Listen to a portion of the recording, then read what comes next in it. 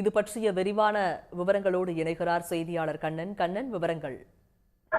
தமிழ்நாடு முதலமைச்சர் மு.க.ஸ்டாலின் சென்னை தலைமைச் செயலகத்திலிருந்து வேளாண்மை மற்றும் உழவர் நலத்துறை சார்பில் விவசாயிகள் விளைவிக்கும் வேளாண் பொருட்களை நகர்ப்புற நுகர்வோர்களுடன் கொண்டு செல்லும் வகையில் முதல் கட்டமாக சென்னை மற்றும் புறநகர் பகுதிகளில் 2 கோடி ரூபாய் செலவில் அமைக்கப்பட்டுள்ள 16 உழவர் அங்காடிகளை தொடங்கி வைத்தார்.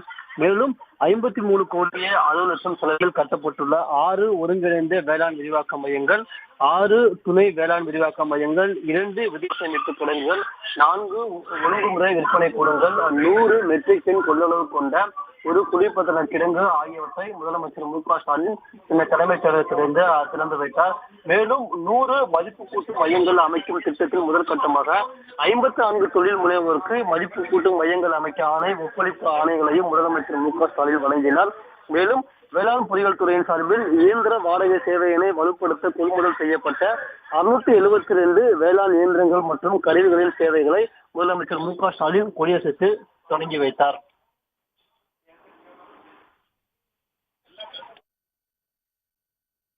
விவரங்களை வழங்கியமைக்கு நன்றி கண்ணன்.